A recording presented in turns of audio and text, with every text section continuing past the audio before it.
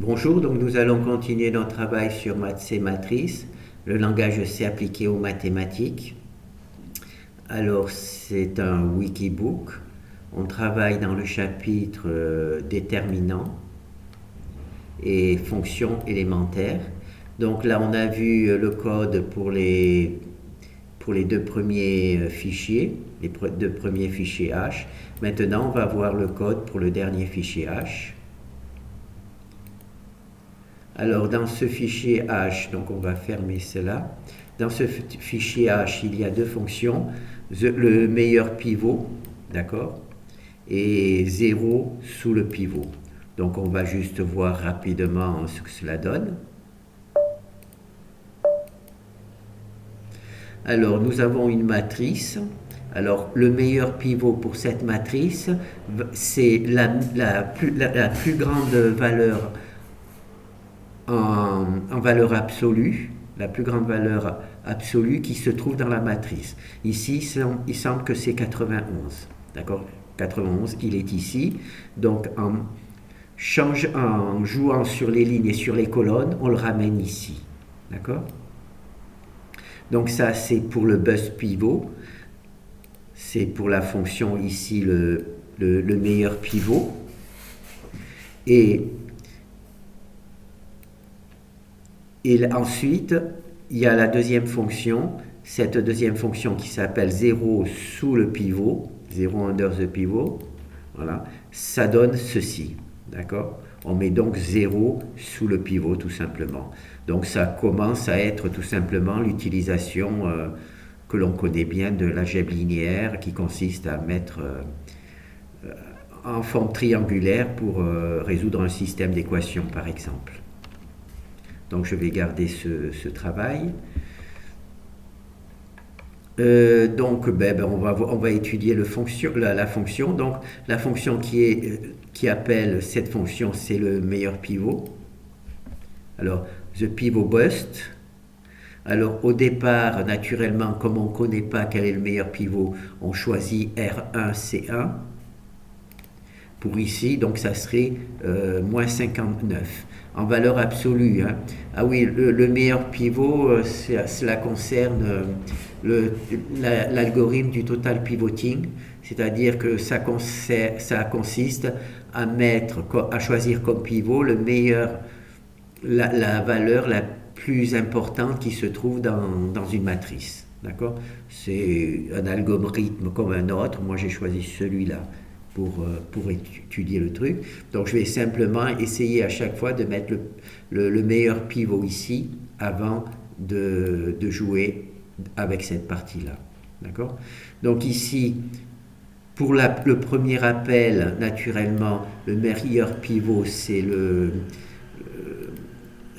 tout simplement celui-là, hein, puisque je ne sais pas au départ. Donc je prends 1,1. C'est 1,1 parce que on travaille pour le déterminant et naturellement le déterminant c'est une matrice carrée. Donc tous les pivots c'est 1, 1, 2, 2, 3, 3, 4, 4 et 5, 5 obligatoirement, puisque ce qui ne sera pas le cas pour l'étude des équations linéaires, des systèmes d'équations linéaires. Par contre, pour le déterminant, le pivot est toujours sur la diagonale. Donc c'est pour ça que il n'y a pas besoin de mettre R1 et C1. Il suffit de marquer R1 ou de donner 1 pour savoir quel est le pivot. Il n'y a pas d'ambiguïté. D'accord? Donc ici, il y a donc la matrice et ici, il y a le pivot, le premier pivot. Bien entendu, ensuite, le deuxième pivot, une fois qu'on aura travaillé sur le premier pivot, le deuxième pivot, ça sera 2, 2. Et on va mettre 0 sous le pivot, et ensuite ça sera 3, 3, et on va mettre 0 sous le pivot, et ensuite ça sera 4, 4, et on mettra 0 sous le pivot, et ensuite ça sera 5, 5, d'accord? Et ainsi de suite, on va faire tous les pivots de cette manière, d'accord? Donc là, le premier pivot, là, c'est R1. Alors, on le rentre. Alors, là, les entiers, ce sont les index pour la boucle for. c'est ici la boucle for, d'accord. Alors, pour le ensuite, ici, vous avez le meilleur pivot, celui que l'on considère comme le meilleur pivot. Alors, pour les lignes et pour les colonnes, d'accord, puisque là, il va y avoir un changement. Ici, par exemple, le meilleur pivot, c'est 91, d'accord. Donc, il se trouve, ça tombe bien, il est sur un pivot, mais pas au bon endroit. Il se trouve à la ligne 2 et à la colonne 2, d'accord. Mais au départ, comme on a choisi R1 et C1 comme meilleur pivot, donc ici, il y aura R1 et ici, il y aura C1. Et c'est dû à cette valeur-là, d'accord. Maintenant, on sait que quand on a deux matrices identiques, d'accord, mais où la seule chose qui change, c'est qu'il y a deux lignes qui ont été changées ou deux colonnes qui ont été changées, on sait que le déterminant est égal, simplement il a le signe différent, d'accord. Si le déterminant de cette matrice c'est 10, si j'échange deux lignes de place, c'est-à-dire que je monte cette ligne ici et cette ligne je la descends, le déterminant ce sera moins 10. La même chose si j'échange ces deux colonnes, cette colonne-là et cette colonne-là, pour le même déterminant, je vais avoir, si le déterminant était 10, ça sera moins 10. Et naturellement, si j'échange cette ligne avec cette ligne, d'accord, et cette colonne avec cette colonne, donc il va y avoir deux changements, un changement de ligne, un changement de colonne, et dans ce cas-là, il y aura les deux déterminants seront identiques. Pourquoi? Au début, le signe était égal à 1, d'accord? Et si ici, il y a un changement de ligne, on va multiplier le signe par moins 1. Ici, voilà, la meilleure colonne, la meilleure ligne est différente du pivot de départ. Donc, il y a une meilleure ligne qu'il y avait au précédemment. Et bien là, on multiplie par moins 1 le signe. Vous savez, ici, par exemple, la meilleure ligne, c'est celle-là, hein, d'accord. Pour la faire passer ici, hein, je la fais passer ici, donc je fais un échangement de ligne entre celle-là et celle-là pour avoir justement la meilleure ligne au-dessus. Donc il y a un changement de ligne. Et donc je multiplie le signe par 1. D'accord? Et ensuite, ici, j'échange simplement l'ancienne position, je la remplace par la nouvelle position. D'accord? C'est ce qui va faire, c'est que cette ligne-là va venir ici et que cette ligne-là va venir ici. Hein? Ce n'est pas ce résultat-là parce que là, on a aussi changé les colonnes. D'accord? Donc là, il y a un changement de ligne parce que mon départ, ma meilleure ligne n'était pas la bonne. Donc on fait moins 1. D'accord? Ensuite, on fait la même chose pour la colonne. Donc ici, ma meilleure colonne, c'est celle-là. D'accord? On va donc passer cette meilleure colonne ici. D'accord? Et cette colonne, naturellement, va aller ici. Et comme il y a un changement de colonne, naturellement, on va multiplier par moins 1. Et ici, c'est ici qu'on va faire le changement de colonne.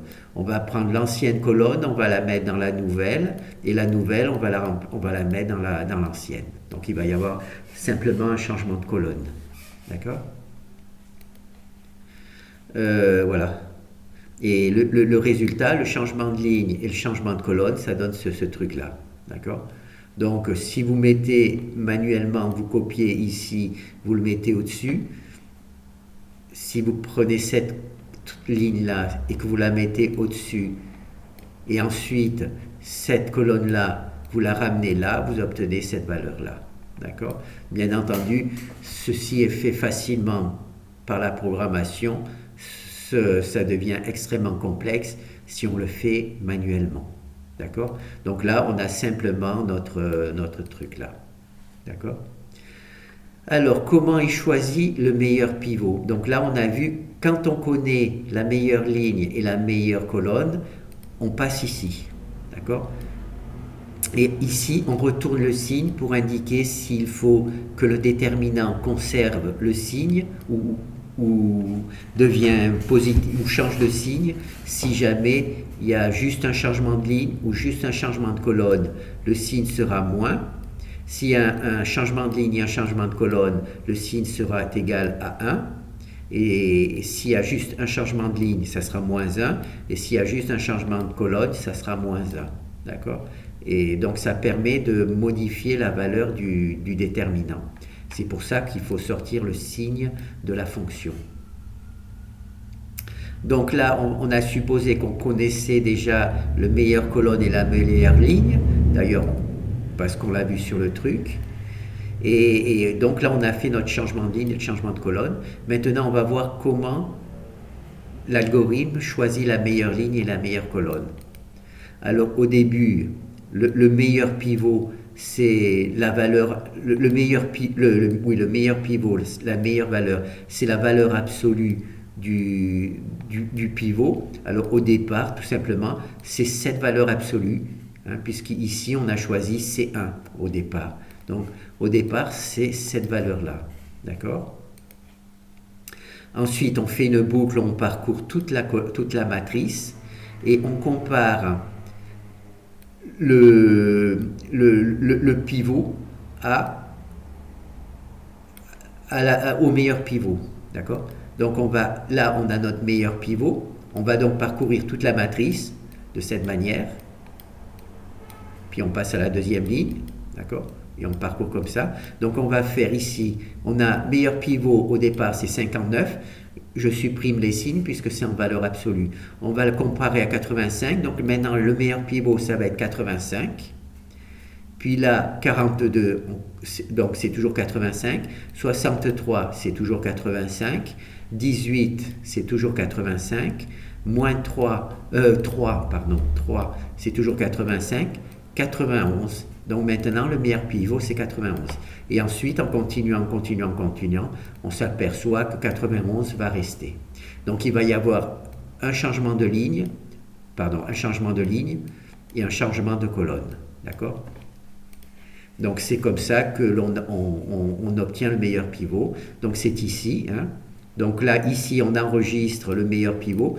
Si la valeur en valeur absolue, il est meilleur que il est plus important que le meilleur pivot, et bien cette valeur absolue va devenir le meilleur pivot. D'accord? C'est ici ça dit. Et ici, on enregistre dans quelle ligne se trouve ce meilleur pivot et dans quelle colonne se trouve ce meilleur pivot. Et s'il y a à nouveau un meilleur pivot, comme on a vu dans l'autre, il va se copier là et on va réenregistrer une nouvelle valeur pour une nouvelle ligne et pour une nouvelle colonne. D'accord? Et c'est comme ça que l'on fait pour déterminer quel est le meilleur pivot. Donc là, à la fin de l'algorithme, on connaît quelle est la meilleure ligne et quelle est la meilleure colonne. Elle va rentrer ici, on va l'utiliser ici, d'accord? On va la comparer au pivot primitif, d'accord? S'il y a un changement, on multiplie le signe par moins 1 et on échange les lignes. S'il y a un changement au niveau des colonnes, c'est-à-dire que la meilleure colonne n'est pas la colonne originelle, on multiplie le signe par moins 1 et on échange les colonnes. Et naturellement, si on multiplie une fois par moins 1 et une fois par moins 1, on obtient tout simplement 1. Donc, il n'y aura pas de changement de signe. Voilà. Donc là, c'est la partie pivot bust. D'accord? Donc là, on va s'arrêter pour pivot bust et on va juste... voilà. Peut-être qu'on va faire des exemples supplémentaires. Voilà. Donc là, il y a une nouvelle... Et donc, on choisit comme meilleur pivot celui-là, au départ. Ensuite, on parcourt la matrice et on essaie de voir s'il y a un meilleur pivot. Là, il y a un changement de pivot. D'accord? Donc, 91 va devenir 96. C'est ici. D'accord? Au départ, donc là, il y avait 80 bust pivot. Pardon. Le bust pivot, c'était 91. D'accord? On met ici 91. D'accord? Parce que ici, c'est C1 et R1 et C1. Donc ici, le bus pivot au départ, c'est 91. Puis là, on rentre dans la boucle pour parcourir toute la matrice. D'accord? Alors, le bus pivot, ici, c'est 91. Ensuite, donc, on décale un petit peu. On regarde ici, 15, non, c'est 15, donc c'est pas meilleur. Donc, on refait une boucle fort. Là, c'est 13, donc on refait ici une boucle fort, sans rien changer du tout. Là, c'est 96 en valeur absolue. 96 en valeur absolue, donc c'est meilleur. D'accord? La valeur ici sera moins 96, d'accord? Mais comme il y a la valeur absolue, ça fera 96. 96 ici sera supérieur à 91, d'accord? Donc, ici, on enregistre 96 comme meilleur pivot et on enregistre ici les nouvelles lignes, la nouvelle ligne et la nouvelle colonne de 96. Donc la ligne, ça sera toujours la 1 et par contre la colonne, ça sera 1, 2, 3, 4, la quatrième colonne. Donc ici, il va y avoir 1 et 4. D'accord? Et ensuite, on continue. Pardon.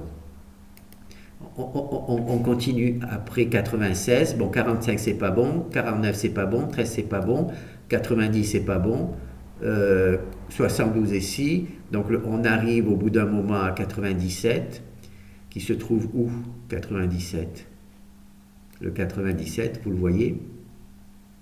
Voilà, et ben, d'accord, il est là. Donc on va finir par arriver à 97 ici. Oh là! À ce moment-là, le meilleur pivot, c'était 96, d'accord? Là, on a 97 en valeur absolue, donc c'est meilleur. Donc, le 97 va rentrer ici comme meilleur pivot, et on va donner une nouvelle valeur à les lignes. Et là, la ligne, donc c'est ici. Donc ça sera la 1, 2, 3, 4, 5, la cinquième ligne. Donc ici, il va y avoir un 5, d'accord? Ici, il va y avoir un 5. Et la deuxième colonne. Et ici, il va y avoir un 2. Donc 5 et 2, d'accord? Et ici, donc on va vérifier est-ce que la meilleure ligne est égale au pivot. Le pivot, c'était R1 pour la ligne. Et là, c'est R5. La ligne, c'est R5. Donc, on multiplie le signe par 1 et on échange les lignes. D'accord? Et là, le meilleur pivot, c'était C2. Voilà, C2, la deuxième colonne, pardon, pour le truc. D'accord? Et au départ, le meilleur pivot, c'était C1. Donc, il y a un changement. Donc, on multiplie à nouveau le signe par moins 1. Moins 1 par moins 1, ça fait 1. Ici, il va donc sortir 1. Et on échange ici les colonnes. Alors là, c'est C1 va être échangé avec C2. D'accord? C1 va être échangé avec C2 pour naturellement ramener cette valeur-là ici. D'accord? Et le résultat, quand on échange les lignes et les colonnes, on obtient cette valeur ici. Voilà. Donc, je pense qu'on a vu le truc, cette première fonction, qui consiste simplement à trouver le meilleur pivot. Juste un petit rappel, on travaille avec le total pivoting, c'est-à-dire qu'on va chercher toujours le pivot, on va prendre comme pivot la valeur la plus importante dans la matrice tout entière. D'accord? Bon, ben là c'est bon, je pense, on devrait